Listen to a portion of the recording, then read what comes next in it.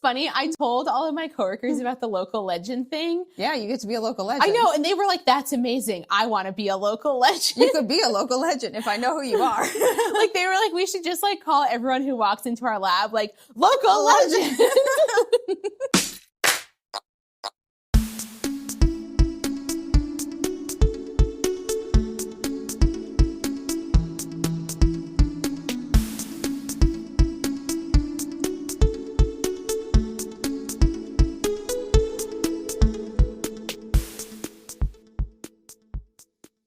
Hello, my friends, and welcome back to Runnah, your favorite local running community. I'm Juliana, and this week we are back at the Falmouth Running Club office, and we have one of our local legends here. We're just talking about this. We have Bev Naigles. Naigles like bagels. Correct. I got it. Okay. One of our local legends, one of our very prominent, I guess, local runners, someone who does a lot of the stuff with the Falmouth Running Club. Bev, I'm excited to have you here. I'm excited to be here. Yeah, we've been chatting a bunch already, but I think that this will be a nice conversation. And I think people will enjoy hearing what we have to say about like traveling while running. But before we get into that, let's have you introduce yourself like as a runner. Like, when did you get started in running? What has that running journey looks like? Let's start at the beginning of the Bev origin story. Yeah. So I did not run in middle school or high school. I actually did ballet.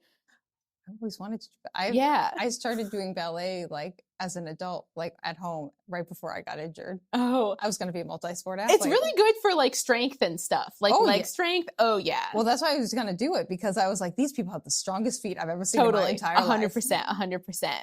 And so then I got to college, and my college had like lots of dance, but it didn't have ballet, and I was like a ballet or bust kind of thing. Yeah, you only did ballet. Yeah, exactly. And so then I was like, well, I need to do something for exercise. So I just like decided I was going to become a runner. Okay. And so just like started running. And so that went okay for like a year. Do you have like a goal with that, or just like to stay in shape? Just like to stay in shape. Okay. Yeah.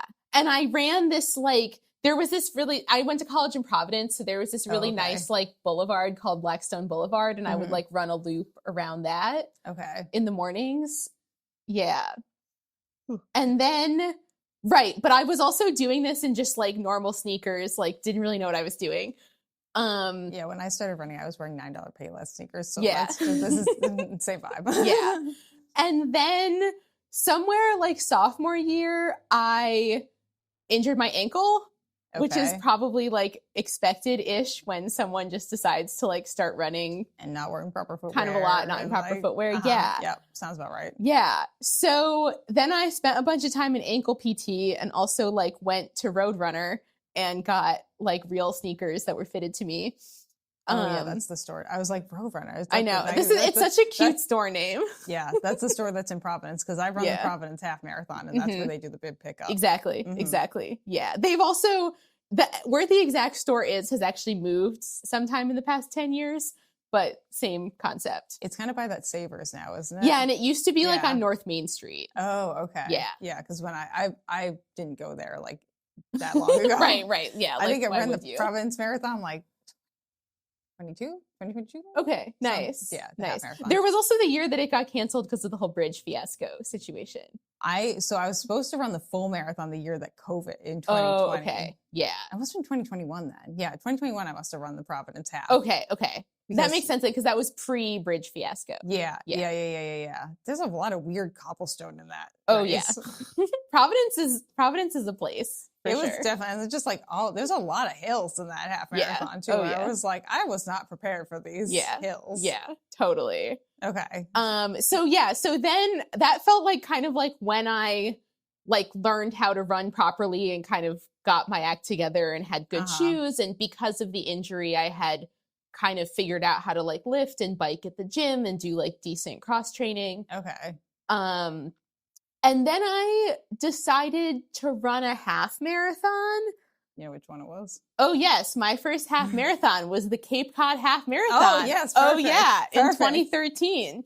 Back when, and I understand why this isn't the course anymore, but I'm still a little sad about it. Back when it went down to Woods Hole. Oh, yeah. You did that instead of going the other way. Exactly. Yeah. Exactly. I ran it. My first my first, well, what was my first race? No, it was like my third or fourth race here, but it was like my first big race when I moved here was the Cape Cod half. When it still went south, or? Yeah, when you went that way and then you kind of did that like weird turnaround like on the bridge. Yeah. When you went back this way. Yeah. Like you just like did a hard stop in the middle of that bridge. And exactly. did a U-turn. Exactly. Yeah.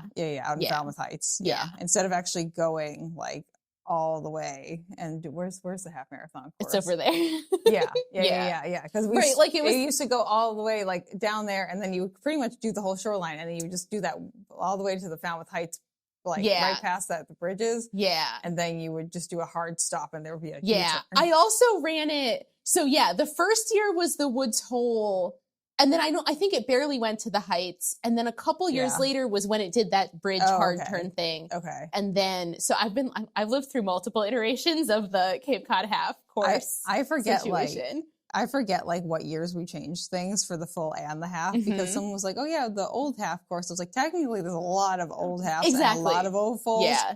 And like, even since I've started working for the marathon, we've had 3 iterations of the course. Yeah. So I'm just like, which one are you talking about? That's one of the things I've learned since like moving here and talking to people about this is like, if I'm going to be like the old course, I have to be really specific about what like years? Specifically like the Woods Hole course. Yeah. Well, because even with the full marathon, the oldest version of it is like laps around the base.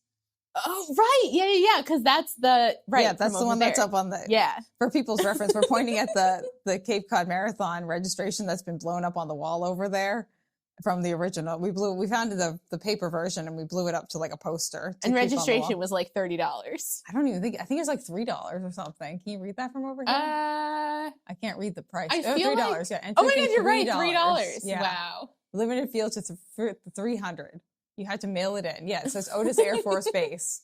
Yeah. And it was in December 10th. Wow. Wild, man. Yeah, so that's like the original one, but like my first marathon was on what I consider the old course. Is that like the brick kiln course? Yeah, like one of Tom Landers. Yeah, I've heard about the that. Sipawicet Hills. Yeah, that kicked my butt. Yeah, I've never run that course, but I've heard about it. It's rough. Like if I want to really torture myself, I go run laps of that because it's like rough. Yeah, because not only are you playing like car jockey, you're also like the Tom Landers road is just ridiculous. Yeah. It's just a constant uphill grade if you go in that direction. Yeah. And it's just like whoop, whoop, whoop, whoop, whoop, whoop, whoop. It just doesn't. And then you go right into the Sipawicet Hills. It just doesn't stop. No. It's like, oh no. Yeah. But so you ran the Cape Cod half. Yeah, so I ran the Cape Cod half. Great choice. I know, I really liked it. And then I just kind of kept doing halves, 2 halves a year-ish for many years. Kept running, moved to California, kept running, moved to Falmouth, kept running. Where are you from originally, Bev? I'm from Connecticut. Oh, okay. Yeah. So I like wanted to come back to the East Coast. Okay. And then I did my first marathon last fall for the Cape Cod Marathon. Wait, was that your first marathon? That was my first marathon. Oh yeah, I think I remember announcing that. I did announce that. Yeah.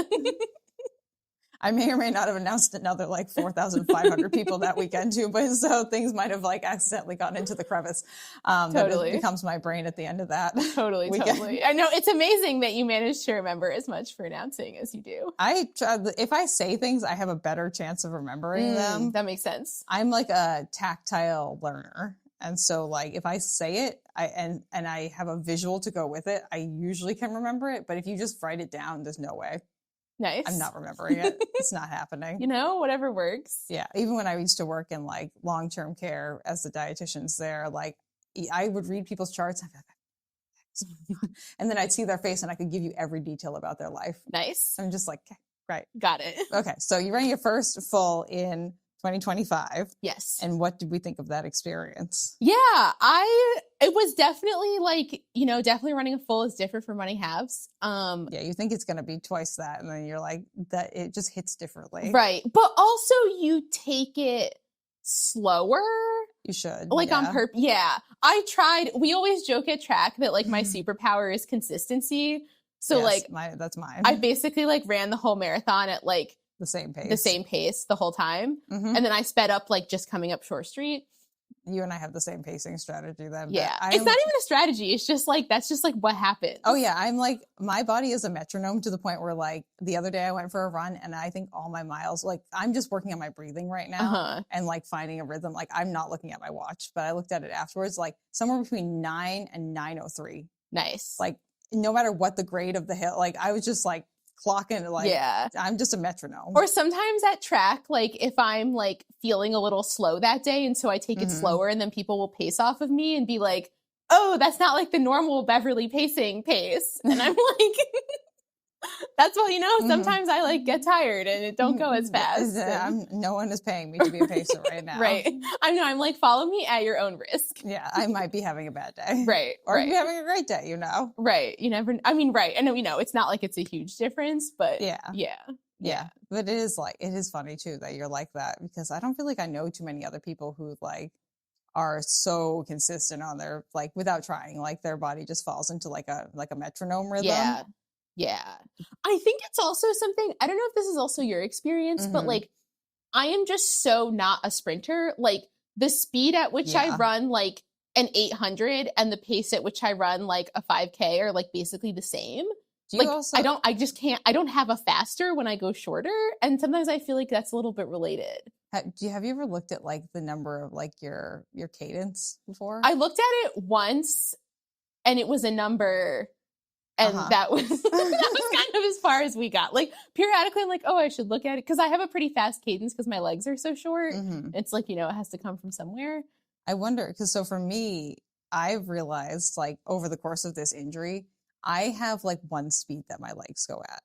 Like I'm the same cadence on a bike, on an elliptical, on a stair stepper. Oh, interesting. And like I can't actually like increase that like my cadence. But how I get faster is my stride length gets longer. Interesting. So like I just have a really consistent cadence and like that plus like what I've realized too, I have Ehlers-Danlos, so like my tendons are very stretchy. But if I can like lock in the chassis that keeps my hips in place, my legs will swing out like as far as I want them to go. But that's how I pick up speed. I don't actually increase my cadence. I increase my stride length, which you might be that I'm not saying you have EDS, but I'm saying that maybe it might be cool to look at just like your last like 10 runs and see like if the cadence is, especially if you have some ones that are faster and slower, like be like, oh yeah, the cadence was the same. Maybe I'm just a stride length person versus like an increase in my cadence person, which would make sense to me as to why you're so consistent on your pacing too. Because if you have like the same cadence and then you just like get a little bit more of a jaunty and wider stride. Yeah. That could be what's happening. That's an interesting idea. I should like look at my watch and see what. Just go back and look at Strava and like kind of like scroll because it'll tell you what your cadence is, even if you don't have the paid plan. Yeah. And you can just kind of like see what your average cadence was for like a track workout versus like a regular run versus like a long run. Yeah. And if it's all like around the same thing, you probably are in that zone where you're like, yeah, my legs go at one speed. Like, do you have a hard time like picking up the pace on the bike sometimes, maybe? I think. Or just like getting in more RPMs? Part of me is like, yeah, maybe. It's interesting because I've always thought about it the other way. Like, I've always thought about it like, oh, I have short legs. Like, therefore, my stride length is constrained and like I have to move them faster. Because I do have, like, if I compare my cadence to other people's cadences, like, it's faster. You probably have a higher cadence, yeah. But it is a good point that, like, you know, you can stretch your legs for, like, there are ways to increase your stride length that are not, like, add inches to my leg.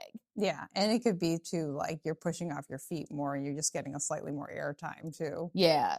That could also be part of what's happening. Yeah.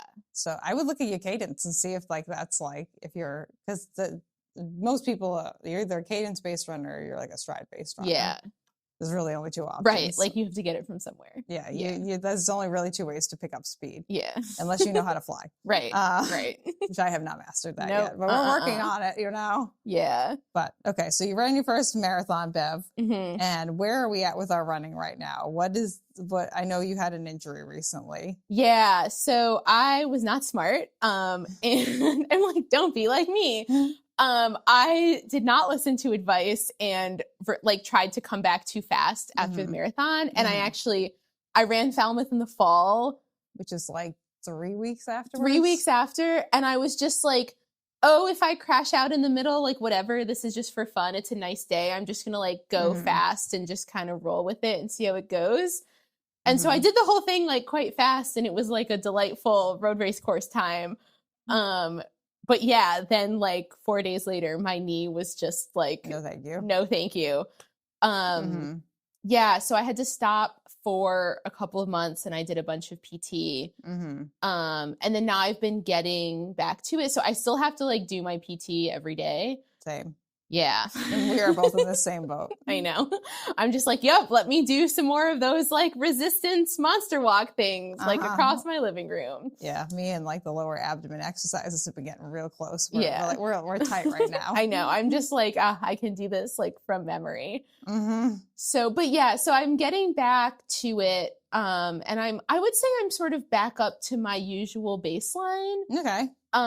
But sort of like normally, it's funny. So normally my thing is I run a spring race and a fall race. And part of what was weird about the California phase was that like their races are at weird times because they don't really have seasons. Oh yeah. So they can pretty much do like, right. But then also like a December race. And right. But then like I ran one in August that was like super hot. And I was like, perhaps this was still a bad idea, even though like it's San Diego.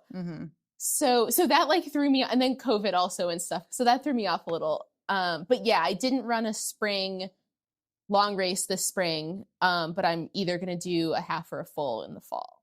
Okay. And I'll run the road race in August. Yeah, I mean, you live here, you might as well do it, you know. People always ask me, like, you want to run the road race? I'm like, yeah, I have a resident entry. Yeah. Like, why would I have like an 11-year streak going? Like, why would I break it now? Actually, okay, something that's really funny about the road race is, so last year there was like a mistake and I actually got rejected, even though I'm a resident. It got fixed. Okay. Like everything is okay. Okay. But during the phase of the mistake, I was talking to my coworkers and I was like, oh, I'm bummed. Like I'm a resident. I'm supposed to get in. Yeah. And they were like, but you can just run it. Like it's like, you can go run it right now. Like it's right outside. That's true. Like, why are you, they're like, it costs $100 and you like don't the vibes, man. I know. And they're like, and you have to pay for your t-shirt. Like, why are you mad about this? And I was like, guys, like it's vibes. This is how I know that you just don't understand. And like, it is different. You're not runners. Exactly. Like you're not runners. And then I like then we fixed it and I got in and everything was good. Yeah. The Falmouth road race is just like, it's such a fun time because it's so global, but it's so local at the same time. Yeah. Like you are running with people from all over the globe, but then you run through town and everyone's shouting your name because they're your neighbor or the person who works at the grocery store or like, they just know you because like you live in town. Yeah. This was even the same thing at the marathon. Like there were people who like other running people who knew I was doing it, or like people who I had told who like were going to like come and like specifically cheer for me. But you probably also just like a ton of random people from town who are like, oh, hi, Beverly. Like, I didn't know you were doing this. Like, yeah. I always get like at the road race, I always get like at least a few like people yelling, Juliana?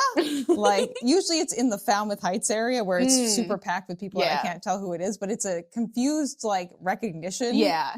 Because it's like, again, it's like someone who works at the gas station or like someone who like, who I've interacted with, like I do Girls on the Run. It's like one of the parents of the girls there, or like, just because like we are active community members, you know, people just recognize who you are, because largely the people who come out to cheer are people who live along the course and other residents who live in town. Right. Or it'll be like someone who like works like in the building next to me and like isn't like my lab mate, but like they know who you are. Yeah. Or like last year I had a rough road race last year. I was in really bad anemia state. Oh no. I probably shouldn't have run it, but it was honestly safer for me to do that than be at home by myself. Because I was like, there's medical support every mile. Right. That's all the medical support. And if I faint at my house on my own, no one will know. Yeah. So I'd rather do that. Plus I paid for the entry already. Yeah. Yeah. But I came around the corner around like mile 5 and like Frank Shorter's sitting there because he does the book signing every year at the marathon. He's like, Juliana, how are you doing? I'm like, that's right, Frank.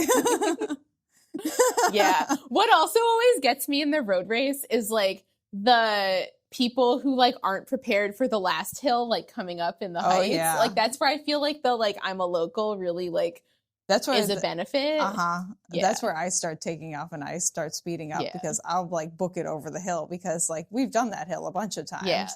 And like that's when you like, I'm sure with the marathon too, you felt better about that hill because like that's one of the main, that, as you know from running it last year, that course is pancake flat. Yeah. Like it is very flat. Yeah. There's 3 hills. Yeah. There's the church hill at the beginning. And then you go over the Falmouth Heights Hill twice. And Yeah. everything else is literally like as flat as you can possibly be. Yeah. But people constantly are like, the Falmouth Heights Hill, the Falmouth Heights Hill. I'm like, it's really not a big deal. Like, it's the whole hill itself is like about half a mile. Yeah. And Yeah. like the other half, you're going downhill. And I'm also like, there are worse hills in town, you know? Oh, like, I yeah. have rut. So I'm like, Well, comparatively. you just ran some part of the Seagull 6. Like that. Yeah. If you take the hill that you took for the first mile, that golf course hill. Yeah. And you take it the opposite way that you ran it for the Seagull 6. Yeah. That's a good way to torture yourself. Yeah. Yeah. That's a I bad used hill. to do that when I like lived around there. Uh-huh. It was rough. Uh-huh. Yeah. That's a rough hill. Yeah. There's like, and even if you just take Tom Landers Road and you just do the whole length of Tom Landers Road, that's rough. I have never done that, and you're not really selling me on it. No. So I'm like, probably will not be doing that. Yeah, that's a rough hill. Yeah. Because it's like about like, it's a solid like 4 or 5 miles long and it's just a constant upgrade. Oh my God. Yeah. That sounds terrible. Yeah, it's not fun. Plus, like, cars go really fast. And there's not a big shoulder there. Yeah. I know I take my life into my hands when I go over there. It's okay. But okay, so we're going to be running a marathon or a half marathon in the fall. Yeah. Which is great. Yeah. Any big goals for that? Or are you thinking just like finish? I Have a think nice time. so. I mean, every time I run a half, my goal is to PR. It was Okay. actually really like, I feel like my history with halves is really interesting because when I was in California, like it got to the point where I had kind of plateaued Mm-hmm. and I was sort of like, oh, you know, to get faster, I would have to do speed work. But like, am I going to do speed work on my own? Like, absolutely not. No. But then I like moved here and like got involved with the running club and like started doing speed work. Yeah. And then it was like, and miraculously I got faster. Wow. Who knew? So yeah, so that my time since moving here have been like the best I've done. Mm-hmm. What's your PR right now? 134 something. That's pretty good. Yeah, that was Colt State Park. Okay, nice. Yeah. Sick. Yeah. Okay, so hopefully if you do a half, maybe work on some speed, we'll continue to work on speed work because you're already going to Wednesday night track pretty regularly. Yeah. Yeah. And then maybe PR in the full if you decide that that's the route that you want to take. Yeah. I mean, I think if I did do the full, yeah, I think I would also try to PR. I mean, I think part of why I did a full was it was kind of like a bucket list thing. And it was nice to not like, cause now when I run halves, like it's a little bit more strategic, you know, it's like, oh, how fast am I going? How fast do I want to be going? Like, and I kind of missed the, like, I'm just trying to finish. And so like part of what aren't big enough. You have to have a goal that scares you, Bev. There you go. So part of what was nice about the full was it was just like, I want to finish. I want to feel good. And like, I was 2 seconds under my goal time. Oh.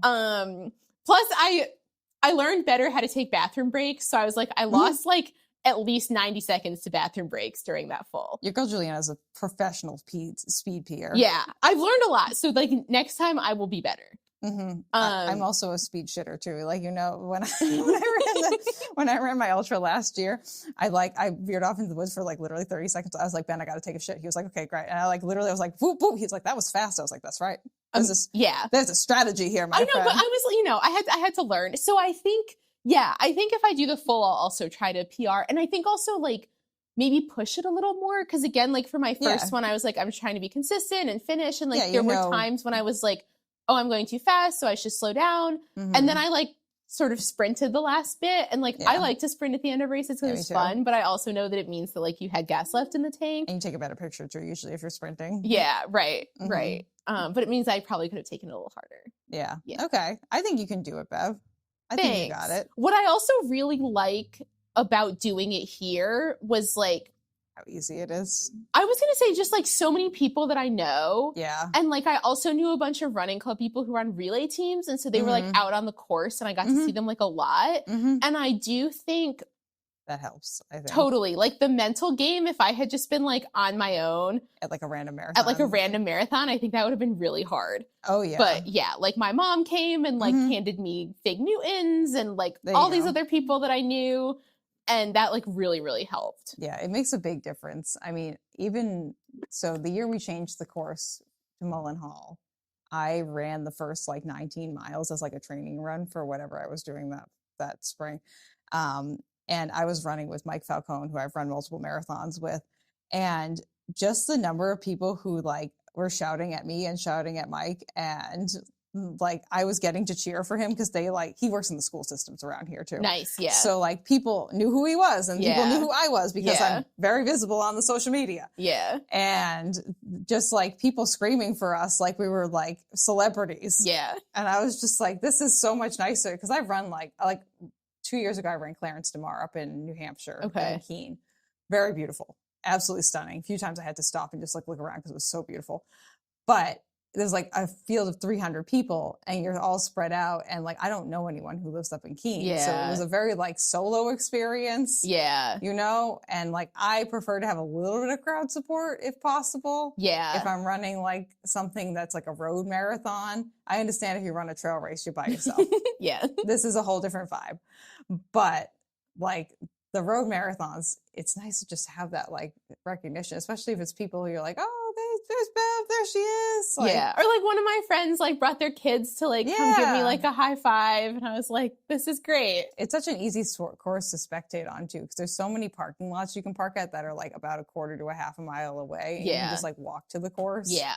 Yeah. And that East Falmouth Elementary turnaround is like wonderful because that's like a lot of people can come spectate there. Yeah, which is nice. Yeah, it's a lot easier than using the Kenyon's market turnaround, which we were using for like a year or so.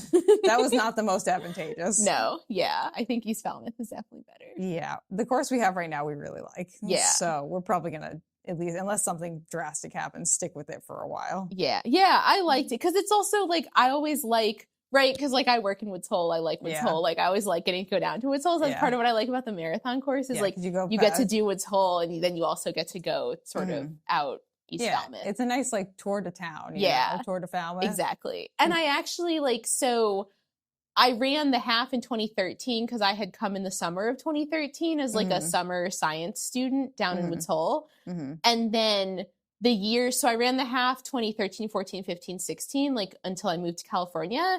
And I would use it as a way to like come back and like visit Falmouth for like a day. And so it was nice when I was like, ooh, and I get to see this and I get to see this. So this is my like 24 hours in Falmouth, Massachusetts. Well, that's a good transition, Bev, into what we were going to talk about. You're right. Great transition.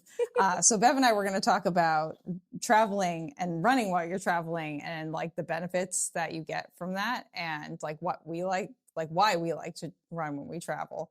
So I think you already identified the first thing, Bev, which is like getting like a tour kind of already, like getting to see things that like maybe you wouldn't get to see otherwise if you weren't running, and kind of just getting to just see things, I think, before other people too, because if you're traveling with other people, like getting to go out beforehand. Like I remember last time I was in London, I like went by myself and then I met up with another group of people that we were doing some activities with.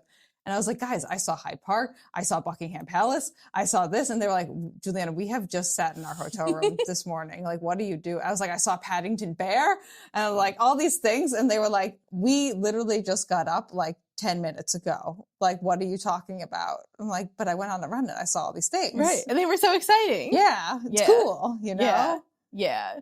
It definitely, I feel like it, I don't know, you can talk about it too. Like it enhances your trip, I feel like, in a big way. Yeah. And I think it's nice because either if it's like, you're like, okay, I'm new here, like kind of like, get a lay of the like, land. where is everything situated? How far is it to like the touristy area? Yeah. It's also really nice if it's like, okay, you want to see something, but it's like kind of out of the way and doesn't really fit on your itinerary and you can kind of run by it and like see it. Yeah. I think another thing that I've really appreciated, so I've done this in Paris a couple times, is I run in the morning and there's a lot of places where if you're like there during the day, it's like mobbed and there's all these tourists, or like there's this outlook onto the Eiffel Tower from the Trocadero and people are always taking like wedding pictures or whatever pictures. I'm sure during the day it's like swamped by engagements and weddings. Oh my God, it's swamped and selfie sticks and like all this stuff. But if you're like running through there like at sunrise, there's like one time I saw people trying to take sunrise wedding pictures and I was like, fine.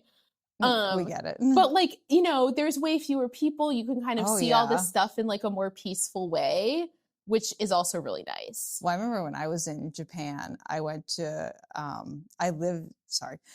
stayed in an Airbnb that was near Harajuku, which during the day is an absolute nightmare.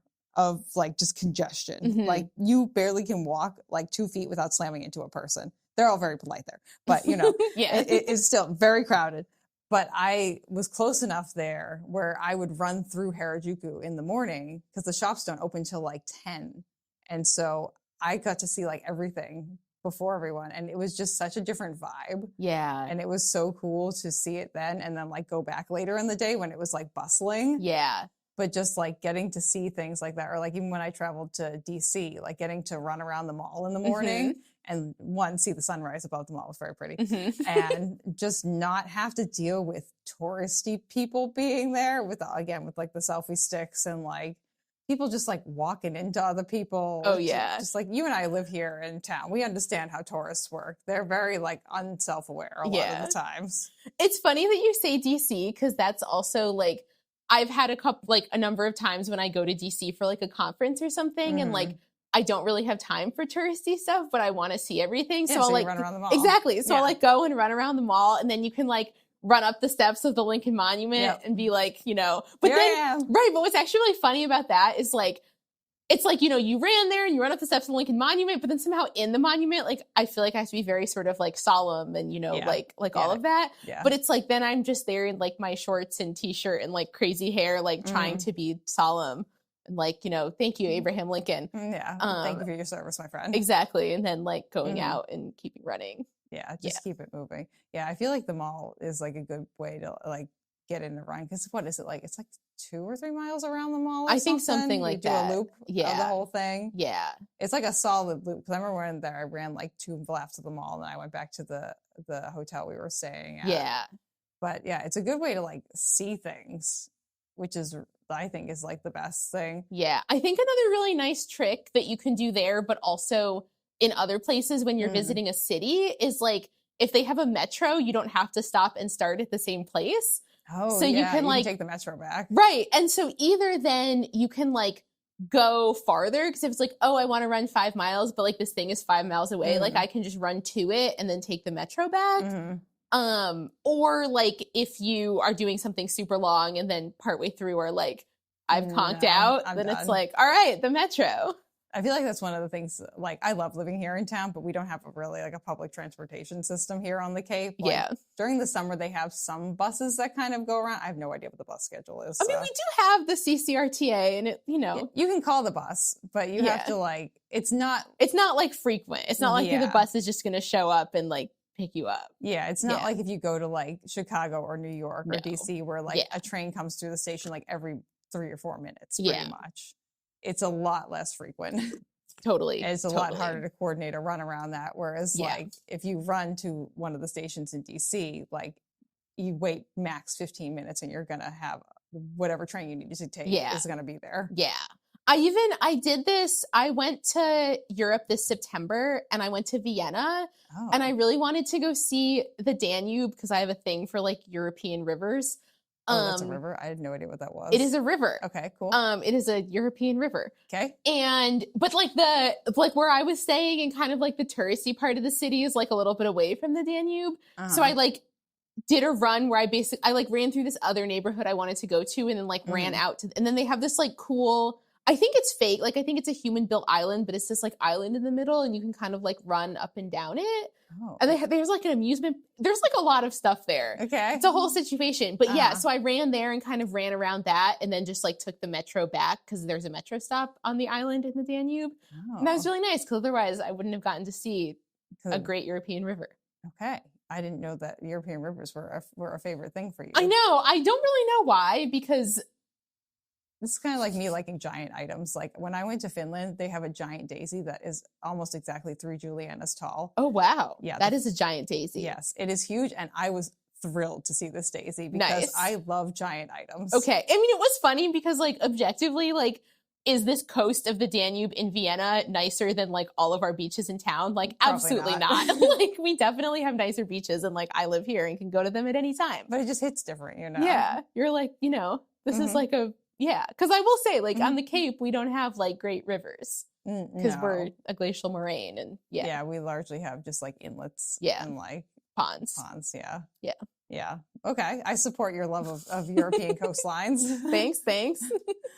But yeah, no, I think that's a great strategy. I've actually never done that. I've considered it, but like, maybe I'll do it while I'm in London too. Because the nice thing about London, there seem to be a lot of parks around where I'm staying. Nice. Which is another kind of thing that you can definitely plan your runs around if there are parks. Totally. Because the only thing I don't like about traveling and like staying in a city is like, I don't like running in a city. Because your stop, especially New York, I feel like is the absolute worst because they're built like a grid and no matter what you do, you have to stop like 50 times to fucking get to Central Park. Yes. No, this is what's actually so funny because like now I'm just like used to living here in the country. And then I'll run in a city and I'm like, why did my run take me so long? And I'm like, because I spent all this time at like stoplights. Totally. Yeah. I do the same thing too where I'm like, the first day I'm there and I'm going to go for a run, I'm like, oh, it is probably going to be like an hour, maybe like an hour and a half, give or take how far I want to run. And it takes me like almost 2 hours. Yeah, because of all the stoplights. Yeah, because you're stuck at the stoplight. Chicago isn't as bad as New York. They have a bike path that is like semi-easy to get to. And it's not, unless you go like downtown Chicago, like where I think they call it like the main street, the Magic Mile or whatever it's called. There's like a mile of shops and stuff there. If you avoid that, you can pretty much like just run. Nice. Just run. And even when I was in Berlin, like there were plenty of places to run where it wasn't constant stoplights. Yeah. Like Tokyo was perfectly fine. Nice. And New York is really like the biggest offender, to be honest. Because there's just like a stop. You stop at a light every single freaking corner that you're going across. Something I really like is I feel like more and more cities are doing like a bike path genre of thing. Yeah. And so like in Paris, it's like right along the river. New York also does have one right along the East River, but you have to like be in the right area for it. I was gonna say, it's kind of hard to get to. Totally. Like, and there's it's a lot of industrial things that are over there. There's not really like places to stay that are super, like Central Park is a better place. When I've gone there, I run in Central Park. Yeah. Yeah. Because my friend Jody lives in Manhattan. Nice. And she literally is like a quarter mile from Central Park. So for me, that's convenient. And also it's a pedestrian loop. Yeah. So I have to cross, I think, like 4 streets and then I'm finally there. She lives like 2 streets back from where the plaza is. Oh, nice. So good location. Yeah, that's why I stay there when I go to New York. Yeah. And she lets me sleep on her couch for free. And I said, that's nice. Love that. Love that. We love that. So all I have to do is pay for my bus ticket to get down there. Nice. Nice. So Jody, I'll be going to see Jody later in the year. But yeah, I do love kind of like finding if there's like a bike path or like a pedestrian kind of like long walking thing. And that can help if I'm in like not a stoplight mood. Yeah. That's when I've gone. Oh yeah. That's what I've done when I've gone to Chicago too, because they have a pretty good bike path in Chicago. Yeah. That like pretty much goes the whole length of the city. It's even, so my grandmother lives in Schenectady, New York. Okay. And they have this great, the Erie Canal runs from Albany to Buffalo. Okay. And along the Erie Canal for a lot of it is this like rail to trail bike path. Oh. And so when I do short runs visiting her, I go somewhere else. But when I'm visiting her and I do a long run, just do the bike path. And and it's super pretty. I feel like the bike paths are great too because a lot of them have bathrooms. Yeah. And bubblers that are on them. Because that's my main problem when I go running in another country or another city is like, where are the bathrooms? Yeah. Because like here, I know where the bathrooms are. Right. I also understand that we have like public porta potties that are out at all the beaches during the summer, and the bike path porta potties are out year round now. And also if you're running on a day where there's a construction site, which there are a lot of those around here, and they're not at the construction site, you can use that porta potty. So, which is why like on Sundays, it's like, or Saturdays, it's kind of nice to like, especially now, there's a lot of construction going on. A lot of construction. So there's many porta potties available in town. Yeah. But I understand most cities are not like that. Right. So yeah, and nice so you have to like be strategic about like to do that. Water and like when I was in Chattanooga too, they have like a bike path that goes along, I think it's the Tennessee River, and it has like multiple like kind of like we have with the thing downtown, like the bathroom thing downtown. Yeah, like it's got like a bubbler bathroom setup thing. Nice. And there's just multiple of them like along this like long bike path. And it's just like, okay, yeah. So if I need to use the bathroom or if I need a refill on water, like I can get it and I don't have to go like beg to use a Dunkin' Donuts bathroom. Yeah. So it's funny because I didn't start running carrying water until I started marathon training here. That's typical, yeah. But there were some times when I lived in California when we would go camping in the desert, and there's the desert out there is there's just, we would call them fake roads, but like a lot of kind of like roads that if you have a lifted Jeep you can drive on, but otherwise you can't. Okay. You can, and like very sandy, but you can walk on them. Yeah. But there was one place where I really liked to camp where if you sort of followed a bunch of these and then went like 15 minutes up a mountain, you got to these like ruins of this dude who had tried to live there for a while, but it was not successful. But it was the kind of thing where like it's like not really worth it as a hike. Yeah. And I do not have a lifted Jeep. But if we would camp there, like I would wake up before everyone else and like hold like not like a slightly smaller one than this, but like hold like not a water bottle that was designed to be held. But you know, like a Poland Springs bottle or something. Yeah, or like it's like it was actually a bike like water bottle. You know, so they're very round. Yeah, extremely round. And I would like hold, because I was like, I can't be in the desert without water. That feels like a really bad idea. That sounds like a bad idea. Yeah. Yeah. Correct. And so I would hold that and like go run and be like, hi, ruins. And then hello, friends. Right. And then everyone else would be waking up. And I was like, great, I got my run in. Yeah. It's a nice time. And I got to see some cool things. Yeah. It's a great time. Yeah. I feel like, definitely bringing water can be pretty important too, especially if you don't know how hot things are going to get. Yeah. Especially in like the desert, or like when I've gone to Tennessee, Chattanooga, like I've gone twice in the last couple of years. Last year, the tattoo convention I went to was in September, so it was a little bit cooler. The year before that, it was in July. So it was 95 before the sun even came up. Oh, man. And it was roasty toasty. Oh my God. Yeah, that is hotter than I can run. It was definitely an experience because like I had to do a 13-mile long run while I was there. And I got up at like 5 a.m. and it was 90. That's the thing about the South is like in the day it's like similar, but it just like doesn't like, it's like above 80 at night. It was like 105 during the middle of the day. Like I wrapped up my run by like 7:30 a.m. and it was like almost 100 at like 7:30 a.m. That's I remember walking to the convention with all my other peeps and we were all like drenched in sweat just walking there. Like, Julianne, how did you run in this? I was like, I got up at like 5 a.m. friends. Like, I understand this is going to be a long day, but like I had to, there was either that, but the convention didn't start till like 10 or 11. I think it was like 11. So like, it's not like I had to be at the convention at 7:30 a.m. But like, I was like, I choose not to die. Yeah, exactly. And I think that also goes like, sometimes if I'm going somewhere and it's going to be longer and I like don't know the area, I'll like take a snack, but also take my credit card, because it is kind of fun sometimes to be like, oh, like I want to pop in there. Right. Like this, like I really like bakeries. Like, oh, this is like a fun bakery. Like, let me get a snack, or like, let me kind of like file that away in my head and I'll like come back and get a snack later. I always bring my ID and my credit card with me because, like, just in case you have to like hail a cab or something or whatever it is, I'm just like, I want to have a way out of whatever situation happens here. Yeah, right. Whereas like I don't do that like here in town, but if I'm out of town, yeah, I always have my ID on me, and especially if I'm traveling internationally. Yeah.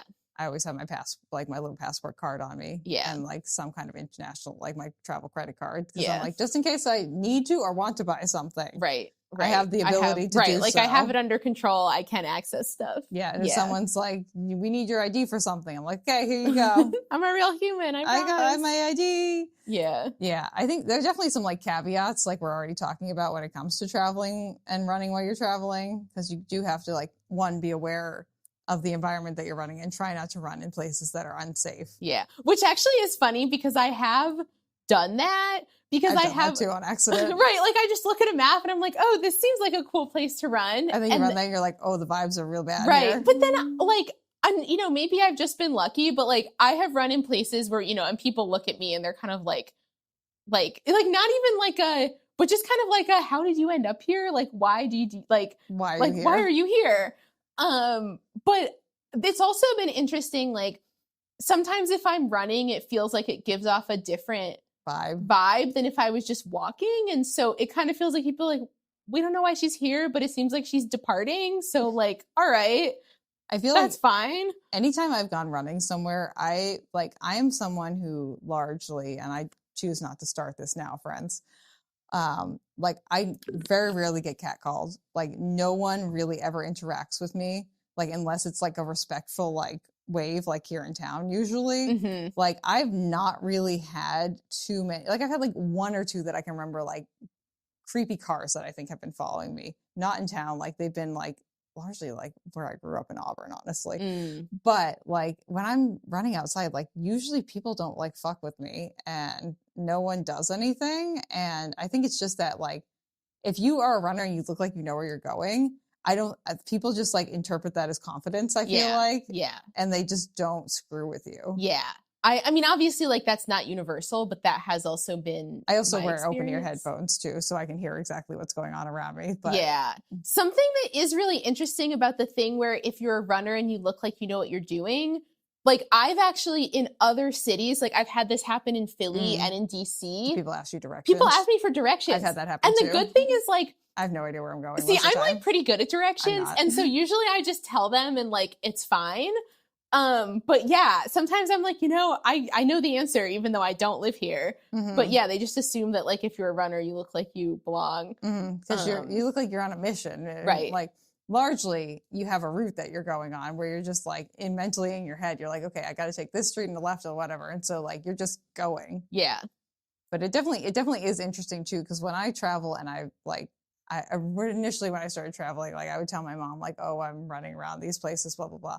Now I don't tell her these things, but she would like get all freaked out. I'm like, what do you think I'm going to do? You think I'm to like just because I'm by, and like, it was when I was solo traveling too. It was like, what do you think happens when I go out and spend the rest of the day? I'm by myself again. Yeah. Like, yeah. I'm not just going to like cower inside like a hotel room or an Airbnb and not go anywhere just because I'm by myself. Right. That's silly. Why did I come here? Yeah. Yeah. No, totally. And it's like the same thing. It is also really interesting. Like and I think this is starting to change because like running is becoming more of a thing. But like when I first studied abroad in France in college and I ran there, like women in like 20-year-old-ish women running was just like not really a thing. Yeah. It was actually very funny. I won a half marathon of my 4-person age group. Oh, because there's no women running in Paris? Because there were 4 people in this age group. That's crazy. Also, they do the age group spirit. So the age group was 18 to 21. Like it was very odd. That's odd. I know. It was this whole like not juniors, but not it was this weird like sub. Anyway. Okay. They gave me a trophy that I still have. Hell yeah. So that was great. But yeah, but it's also interesting, like, especially like, 10 years ago kind of thing. There would be places where you would be running and you could tell kind of like, oh, this is like not. No one really runs in this town. Like this isn't a town or a city where people do that.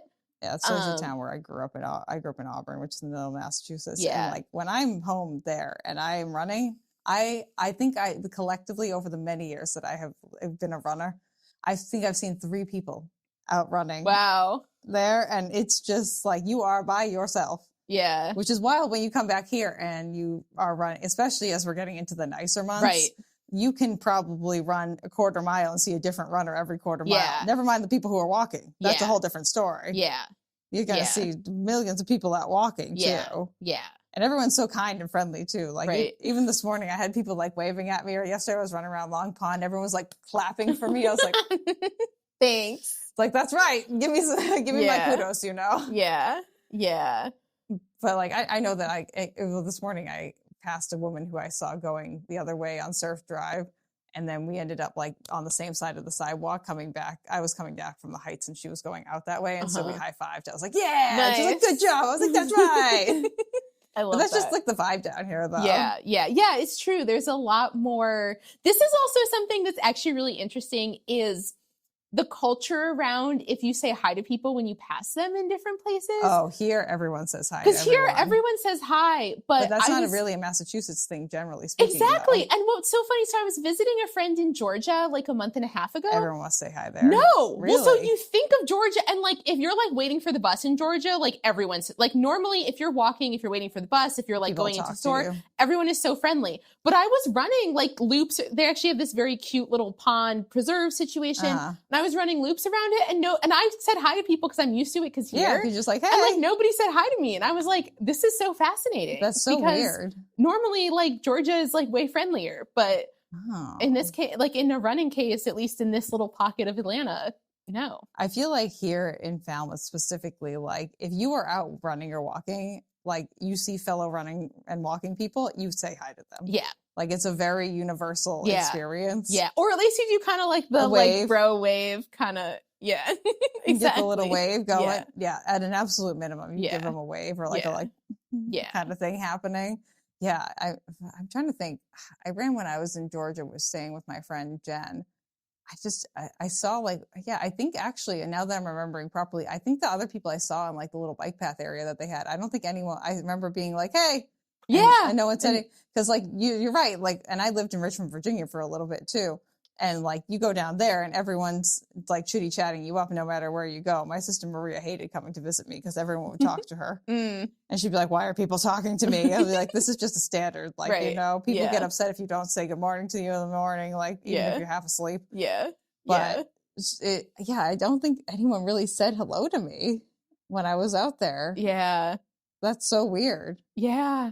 Huh. I know. And it kind of like when I was in when I lived in San Diego, people didn't, but that's like people don't think of San Diego as being super friendly, and also it's like a big city. But I mean, I feel like when I was in Chicago and when I've been in New York, like people like pass by you and they'll like, if they're running, they'll give you like at least like the nod, and especially if it's like a path kind of park. Yeah, situation. Where it's like somewhere where like there's clearly multiple. It's a place where people run regularly. Yeah. You know. Yeah.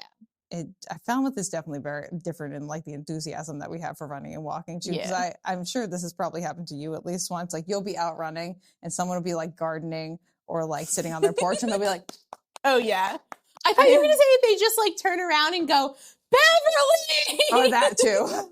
Juliana? Yeah. Or you'll get the person who's like, doesn't know your name and they're like, I saw you somewhere else earlier today. And you're like, yes, I'm doing a 20-mile long run. Yeah. Yeah. Or they're just like, I was just like in town a couple weeks ago and this woman came up to me and was like, I see you running. And I was like, yeah. And we like have figured out, actually, we know all these people in common, you know, because it's Falmouth. Like, what do you expect? Oh, this happens to me quite a lot because I have very like distinctive leg tattoos as well too. So people are like, you're that girl with the tattoos who's always out running. I'm like, guilty as charged. It's funny because I feel like my like distinguishing feature is like my running hair ponytail poof, but like people don't want to actually be like, oh, I saw you by your like crazy poof hair situation. So it's like, oh, I recognized you, and I'm like, I know it's by the hair poof, but like, yeah, usually for me it's the tattoos because like, and like it's also your stride too. Like everyone has a different stride, so like they probably recognize like you coming from afar, and then they're like, oh yeah, this is a poof. Yep. Or me, it's like, oh yeah, this is a like. It's like, what is that thing on that girl's leg? And then I get closer, and they're like, oh, it's tattoos. Okay. She's added more of them now. They are, they're beautiful. I plan to get. I'm getting this one touched up because this one got cool. This one got infected, and there's like kind of like needs some recoloring. Yeah, and then I'm getting a little bad boy here, and then a little cute slice of pizza right here. Oh, nice. So slowly gonna fill it out. But cool. Tattoos are expensive. I've heard. Yeah. Yeah, like I've gotten some pretty good deals on them. My most expensive one is the one that's on the back of my leg. Oh, nice. This was like almost like $600. Wow. But each of these is probably around like $200 to $400. Okay. Give or take. The cheapest ones I have are like $150.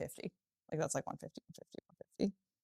So, but I digress. Yeah. But yeah, Falmouth is just like very unique in like support for the running community here. Yeah. Yeah. Like we're very like, everyone here is like active. Yeah. Like, we all do things outside. Yeah. Yeah. Yeah. And people are very like excited to see runners that they recognize. Yeah.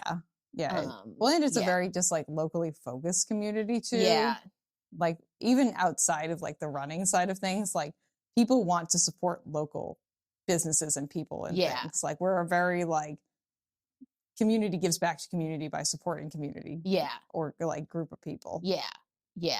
And which is something I really appreciate about like, me too. Yeah. It's funny. It's like 90% of the time I appreciate it and I'm like, this is wonderful. And there is that 10% of the time when I'm why like, does everyone know me? Right. I'm like, could I go to the grocery store without seeing anyone I know, please?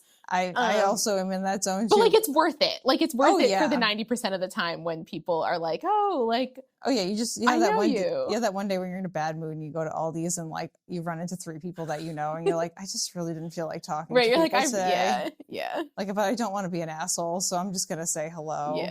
Yeah. It's funny too when my parents come to visit me, and like even we were at a thrift shop like last time they came down, and someone walks up to me, she's like, "You're the Cape Cod Marathon girl, aren't you?" But it happens at least like once every time they're here. That's or like so funny. when I'm out with my Uncle Paul, like Uh-huh. or someone will be like, "Hey, I know who you are." I'm like, "That's right. Yeah, I am that girl. That's me. That's Yeah. me." Or like even when I ran the Watuppa race last year, I had someone scream at me, "It's the Cape Cod Marathon girl!" I feel like that's pretty good. Like, if you got to be known for something, like being I'm the happy Cape Cod to- Marathon girl is like a pretty good one. I'm happy to do it, and they think I'm still a girl too. I know. At the ripe age of almost 33, I don't think I qualify for girl anymore. Right. But But I know. I'm like, in those cases, I will also take it. yeah, I'm a young whippersnapper. Thank you so much for asking. mhm. I am only 17. I mean, in Falmouth, like, yeah, we're pretty young. yeah, we're pretty young. They're pretty young. Yeah. Yeah.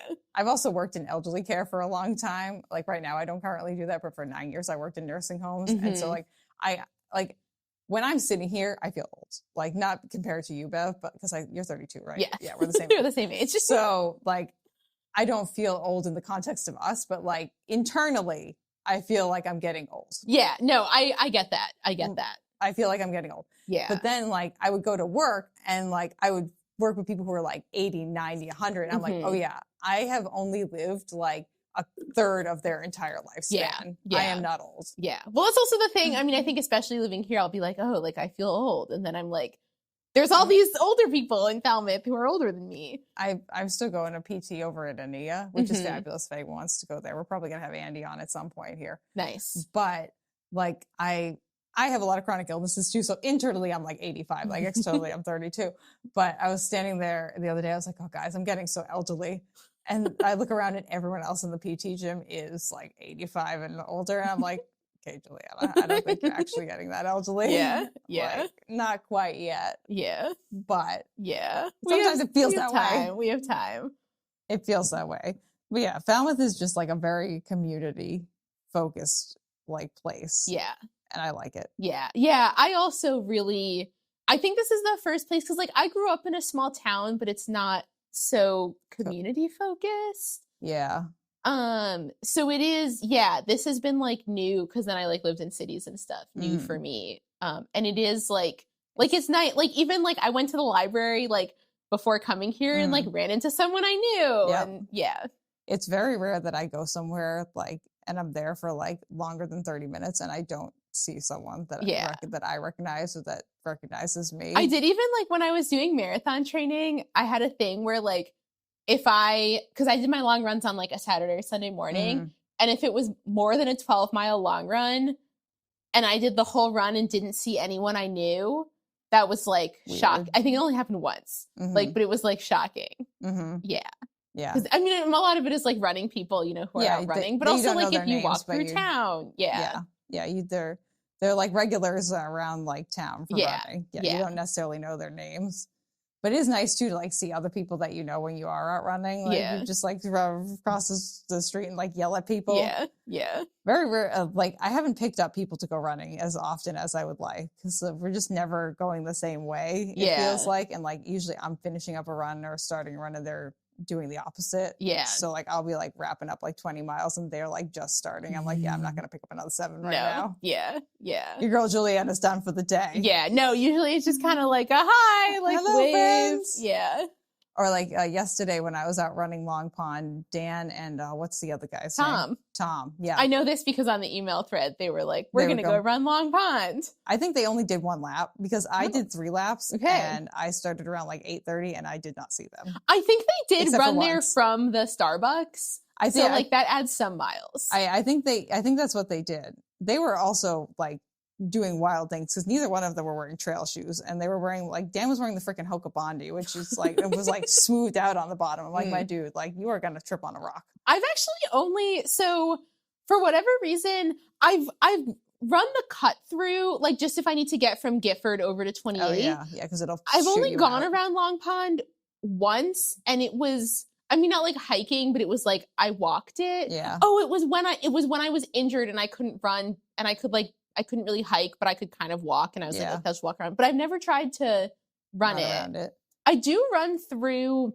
I have a running route like through BB Woods that I do in my normal sneakers.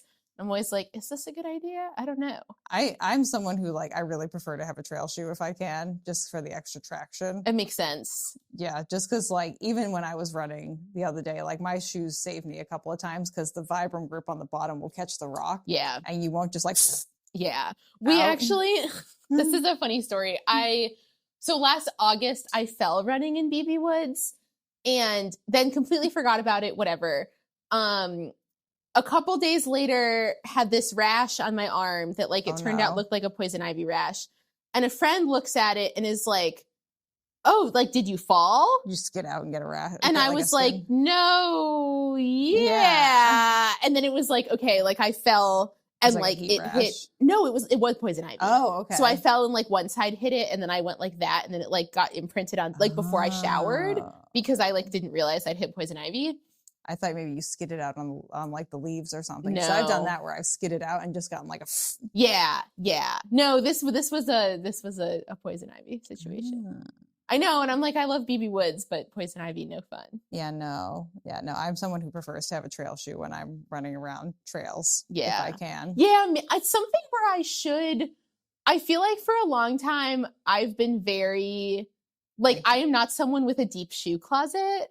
But it is something where it's like, it's not like they get worn out just sitting there. So like I can have them and just wear them, so it's, maybe I should consider it. And Brooks actually makes a fair few number of like pretty good trail shoes. I've heard that. Okay. Like the Catamount's pretty good. Okay. So if you wanted like a decent, like the Catamount and the newer, I haven't tried the newer Cascadia, but it seems to be a lot better than the older ones, which were just like bricks. Okay. But the Catamount is like a pretty good. Okay. Like trail shoe. Okay. Very well loved. I enjoyed running some older iterations of it. Okay. So, but yeah, maybe I'll check it out. Yeah, could be worth a look, Bev. Yeah. I can do some searching on my used shoe websites to see if there's something I can find. I'm an 8.5.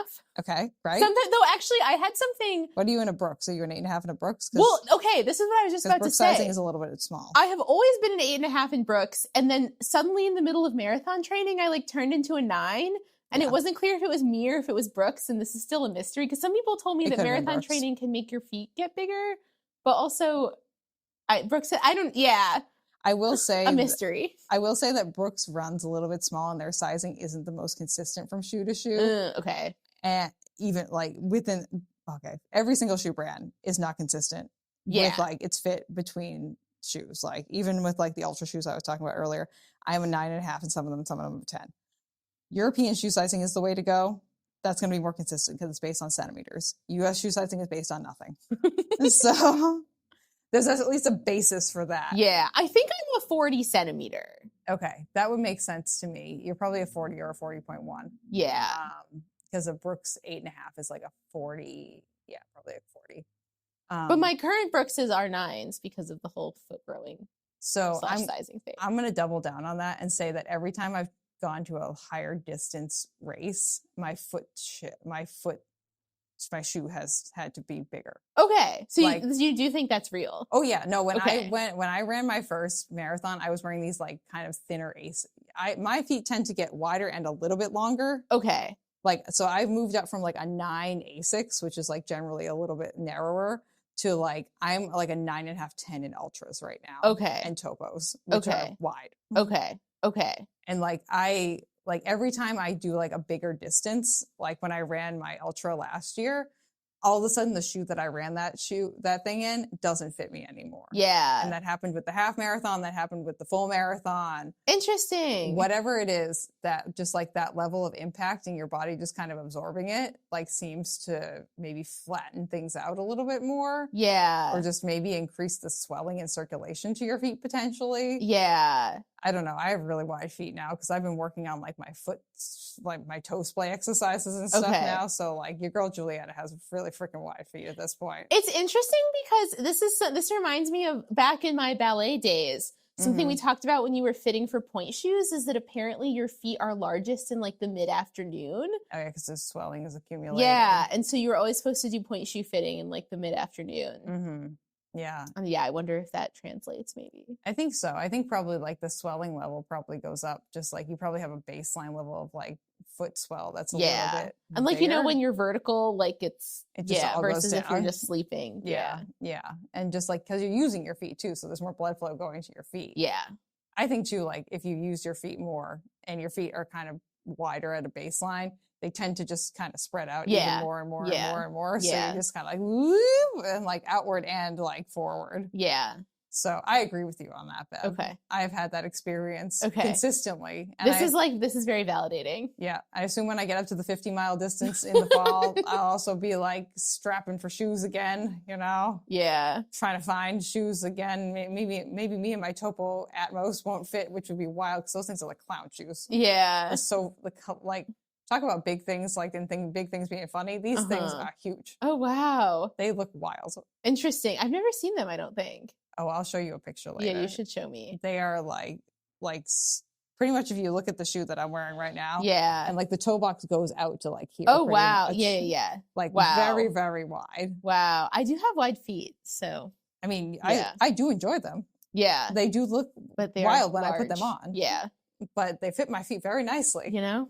And I say, fine. Yeah. Whatever. Right. It's not about looking cute. It's just about if they work. Okay. I feel like we derailed a little bit from our conversation, but I feel like it still has been a good conversation, Bev. Yes. And we're talking about shoes anyway. So why don't we wrap up All right. what we're going to talk about, and we'll do what shoe do you choose to use? And you can tell me the shoe that either lives rent-free, multiple shoes if you want, rent-free in your brain, or your favorite shoe or a shoe that you're using currently, or all of the like. So why don't you go for it? I'm going to say the Brooks Glycerin. Are we just given like the base, like any glycerin or a specific model? We're giving all of so I have been wearing Brooks Glycerin since we were on like the 12s. Okay. So it's a long history. A long history. I have liked all of them except I did not like the 20 and I don't like the 22. So currently I'm wearing the 21s. Okay. So your back model, because the 23s just came out like 2 or 3 months ago. Right. And this is where I've been like, I've been unsure about trying the 23s. Because part of me is like, if I get them and I don't like them, that's like a lot of money. Yeah. So that's when my current ones are when I need to replace them, then I'll have to address this. But for now, that's where I'm at. Do you have a 1 shoe rotation right now? Do you only run in 1 shoe? I you have the Rebels, right? I have the Rebels and I use those. Actually, I've just started putting them back in for my track rotation. Yeah. Because for a while coming off of the injury, I was like, speed work. Yeah. And I was like, let me just stick in the glycerins. They work, tried and true. Though, don't screw around with it. Yeah. Like I was saying before, Brooks has been changing them a little bit, which I wish they would stop doing that. It's probably not going to stop. I know. So yeah, I may have to rethink that. It's actually funny. I'm so bad at getting rid of my old shoes, and every time I move, like when I left San Diego, I'm really bad at getting I old went shoes. to the running store like to recycle them with like a whole 6 years of Brooks Glycerins, and the guy who worked there was like, "Wow, this is like a history of the Brooks Glycerin. Like this is amazing." And I was like, there you go. Like I'm not going to drive them back across the country. Yeah, I'm really horrendous at getting if it's a shoe that I buy used and it doesn't work for me, I'm more than happy to like try and resell it on Poshmark or Mercari or whatever. Which I actually did get to sell a bunch of them recently, which is great. Nice. But if it's a shoe that I've worn a lot and I have memories in, I have a very hard time getting rid of these shoes. Like if I have an emotional connection to the shoe, like me and my Lone Peak 6s are going to go to the end of the earth together. Okay. I ran in that shoe and now it's like my kick around shoe at home. Okay. Essentially it's very wide too. It's like a slipper essentially. Oh, nice. But it's very broken in. Okay. Yeah. And I have an emotional connection to these shoes and we are never getting rid of these things. That's funny. You can't I think make there's me. Also, so I want to say it was the Glycerin 14. In San Diego, I bought a lot of them from this running store that had a place where like they would resell returns, for like $60 or $70. And for whatever reason, the 14s there were a ton of like even when Brooks was on the 18s, there were these 14s that would be there. Out in the universe. Yeah, so I wore the 14s for a really long time, and then I have a lot of pairs of the 21s because when I tried the 22s and didn't like them, I like went and ordered used ones of the 21s. Yeah. That's the way to go. Interestingly, all in the same colorway, which like was not on purpose, but like somehow that's just like what was available. Yeah, usually, so having worked in running shoe stores previously, there's usually like 2 or 3 colorways that are like the standard colorways that almost every single running shoe store will pick. Like you have the colorway, all the colorways available to you. And Brooks is actually usually pretty good about putting out like around like 8 to 10 colorways per shoe. So you have options. But based on like just like what the general population will buy, usually there's like a black and white option, something that's like a navy blue. Yeah. And then there's usually like one other rogue colorway that like this running shoe store will pick at its own discretion. But like 90% of the shoes in every single store will largely be the same like 2 colorways because those will be the most like palatable to the most number of people. Okay. So that makes a lot of sense. Yeah. So like if you look at used shoes online, you'll largely find that like most of them are within like 3 specific colorways. Yeah. Like very rarely where you find like that bright orange color. Like this shoe is not going to be on a used website. No one is buying this and then reselling it, you know? That's why I got it on sale. But like, yeah, that's generally what it is. Because most people who come into running shoe stores, and I can say this from my experience that I've dealt with, have color preferences. Which is so interesting to me. Which I don't. Yeah, because and I've been in there when people are sort of like, oh, I don't like this one because of the color. And I'm like, I mean, I've had shoes, like, I've had colorways that I have liked more and colorways I have liked less. Same, yeah. But like, some of the colorways are bangers and some of them are right, but it's like, if that's the shoe I want and that's the colorway it comes in, I'm like, all right, like that's what we're getting. Oh yeah, there are people I've had many people come in. I had this one woman come in, she was like, I only wear orange shoes. I was like, well, this is going to be challenging. And like, there's exceptions to the rule. Like I've had people who work for the postal service or like service, and they have to wear a black on black on black shoes. Yeah. Like it has to be a fully black shoe. Like I get that it's a work requirement. Yeah. Like no worries. Yeah. But there are a lot of people who come in and are very offended by the colorways that come in. Or like even my mom, like she came in to get shoes. She's like, I'm only wearing it in pink. I was like, okay, so we have one pink shoe and it's probably not going to fit your foot. But like, luckily you can order the shoes too. But most people have like a really specific color preference. Yeah. I will also say most people who come in who I fitted for shoes at the running shoe store, much to my chagrin, were wearing their running shoes as running shoes and as like kick around shoes all day. Yeah. And so I've noticed that. I was like, I would very highly encourage them to not do that, but people will do it. So they're not thinking about like you and I, like you're wearing a shoe that I'm assuming you don't run in. Right. So these are my walking kick around shoes that I would absolutely not run in. Yeah. And I would never run in this shoe. Yeah. I physically can't. It's too chunky. Yeah. But I love walking in it. But like, yeah, they would come in. They're thinking of the shoe in the context of like, will it go with my jeans? Is it going to go with my work outfit? And then I'm also going to wear the same shoe out running a couple of miles after work. And I'm like, I don't think that's a good idea. Yeah. And that's what because it's like, that's what I learned when I first started running. It's like, got to have a separate shoe. At an absolute minimum, you got to have a shoe for like walking around and you got to have a running shoe. Yeah. Preferably you have at least 2 shoes in your shoe rotation. So you have like at least one other shoe that like when the other shoes are kind of like either wet or worn out, you have something else you can wear. Yeah. Like, but the ideal basic shoe rotation is walking and then 2 shoes for running. Yeah. 3 maximum. But then you're not going to have to buy shoes. People are like, what? It's so expensive. I'm like, well, one, you can find them at a discount online, usually if you're not like super particular about the color, which some of you are, but you know, I understand. And they'll last you longer. Right. So because it's like, it's about, it's not like they're like a thing in the fridge going bad. Like it's just about how many miles you have on them. Yeah. And how quickly you're wearing them down with the frequency that you're walking or running in them. So like if you buy 3 pairs of shoes at the beginning of this year, you're probably not going to, and you run like say 20 miles a week and you're walking around like 10K steps a day. You're probably not going to need shoes for another like year and a half, 2 years, give or take. Totally. So you'll probably be fine. Yeah. But people are just like, they get sticker shock and then it's just like, okay. Yeah. Whatever. Yeah. Whatever. We're not thinking with math here. We're thinking with emotions. Right. Yeah. But yeah, so the glycerin. But you might be looking for a new shoe potentially. Yeah, I know. I think so because for such a long time I've been like, don't fix what's not broken. Like the glycerin's work. Really like it. I know. Or like it's just if every new one they put out is going to have to be like with the 20, I was just like, all right, we have one bad thing, like whatever. Mhm. And it was actually, it was this whole thing because I tripped myself out because I thought it was all my feet and like whatever. And then But I it was switched the shoes shoe. and like my foot automatically got better. Yeah, that happens. So I think I will like go back and sort of, because I like a neutral cushion kind of thing. Try, maybe try the Saucony, try some Ride from other Saucony. brands ones and kind of see What you like. what I like. What do you like about the glycerin? Like, what features do you like in it? Do you like the cushioning in it? Do you like the toe box? Do we like that? Because Brooks, generally speaking, is like a low riding shoe. It's got a little bit lower of an instep to it, which is just your area of your foot right here. Yeah. Like Asics has a little bit of a higher instep just built into their shoes at a baseline. Saucony is slightly higher instep. But Brooks has a little bit of a low riding instep and a low riding toe box. And like the glycerin that you're talking about has like a semi-responsive cushion in it, but it's not like super bouncy. Yeah. It's pretty just like basic. Yeah.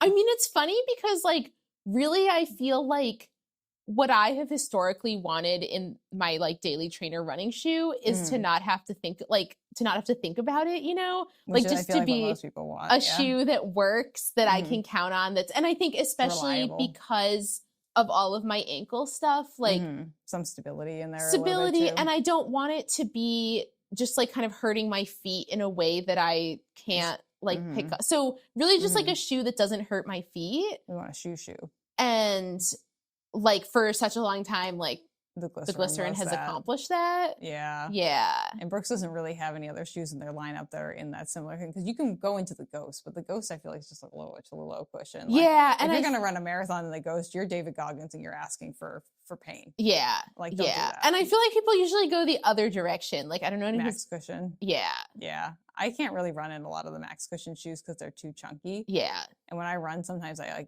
lot of times I kick my ankles and I've like almost tripped myself with some of the like that's why I can't run in this big shoe. Yeah. It's just too much. Yeah. No, and I also if it's too much, yeah. So I mean, it almost feels like I'm just looking for like, like your normal shoe that doesn't hurt my feet. And yeah, I think it's happy. I think we were talking about with like the 880 from New Balance and the Ride from Saucony might be like good options for you to try out too. Yeah, I think that's a good idea. Yeah, and if you feel like they're not wide enough to you can always go up to the men's sizing. That's something I did as part of when I ended up with the Rebels, which are a women's shoe, but I tried Those are on pretty wide some, too. yeah, because I have wide feet, but I tried on some men's shoes as part of this, like, because I do have wide feet, and I think that's a great trick. I always like Pumas, always buy men's shoes. Like Asics, buying men's shoes. Like the shoes that run a little bit narrow, you better bet like literally half of my shoe collection is men's shoes. A little bit less than half actually right now because I'm running a lot of Topos and Ultras, which are like, if I was going to go into the guys' shoes, that would be like ridiculously wide. Yeah. A little bit way too comically wide. But the regular shoe brands that are not like Topo or Ultra that I run in, like I am largely in men's shoes. Nice. Because one, it's easier to find them. Yeah. Like the stores will have them. Yeah. Or like they'll be in stock on the website or wherever you want to buy them. Because sometimes it's just hard to get a hold of ladies' wide shoes. Right. And especially like I'm an 8.5/9. And so that's like a popular size. Yeah. Whereas like in a men's shoe, I'm a smaller size. 7 and 7.5. Yeah. Which is like more easy like, to find. Yeah. Less demand. Yeah. I found that too, that it's just like, it's easier to get a hold of the guys' shoes. And then if you are particular about the colors, like usually the women's wide shoe comes in like two colors. It's like black, or like black and white. But if you want like a funner color, usually at a cheaper price, you can usually get the men's shoe in like orange or purple or whatever. Yeah. Yeah. It's the regular size for the guys. Right. Exactly. Instead of the wide. Yeah. I run in wide glycerins. And I think this is also partly why I have the same colorway all the time. Yeah, because Brooks only makes their wide shoes in like 2 or 3 colorways. Yeah. They're pretty good about it. New Balance is pretty good about it too. A lot of the other brands, some brands don't, like Puma doesn't even make wide shoes. Right. Yeah. Or like Diodora doesn't do that, or like some of the other like brands that are out there, they just don't even bother. On doesn't. I wouldn't recommend On. Yeah, I don't think that's the move. No, I don't think that's a move for you. I feel like for most people, it's not the move. Yeah. Unless you're going to buy their like high-end racing shoes, like their shoes are just like I like to describe the On brand as they're just throwing shit at a wall and whatever Yeah, sticks. I've always just been like kind of mystified by whatever is going on there, and I'm like, it is definitely a magical castle of mystery. Yeah. Like, if that works for people, I'm happy, but like, I think will not be me. Yeah, no. All their shoes have like really different fits, really different lasts, like really wildly different like feels to them. And they're stuck on those stupid clouds. Yeah. They are so stuck on those stupid clouds that they catch shit. They get worn out really quickly. The shoes get like ground down. You get through the pods really quickly. No. Yeah. No. I'm sure there are On shoes that are very nice that are out there, but they're like, well, I'm talking about like the ones that are like $250 and higher. Yeah. Like those are the only shoes really worth buying. Yeah. And that's a crazy price. Yeah. We don't need to be doing that. No. I have plenty of shoes in my rotation that were a lot less money than that work fabulously. Yeah. And I have no need for an On shoe right now. Totally. So me and I would not recommend Hoka either. No. I would not go for a Hoka. Yeah. No. I can already tell I would not be a Hoka person. Because they are fit like a little bit wider, but their shoes just like disintegrate into nothing so fast. Yeah. No, it's definitely not it. No, and like their cushioning, it looks like it's squishier than it is, but it condenses really quickly and it gets firm and hard really fast. Ugh. Yeah, don't do that. Yeah, no, not it. No. I would I think New Balance and Saucony might be like good places to look at. Cool. And then if you like the really wide toe box, like Topo would be a good option because they have 5mm drop shoes. Okay. So, be good places to look at them. Yeah. Thanks for the suggestions. Yeah, I know too much about shoes. I always welcome the input. I worked at a shoe store for like 2.5 years. So, I still got it in me. I go in there periodically to like try on shoes and I'll accidentally start fitting someone.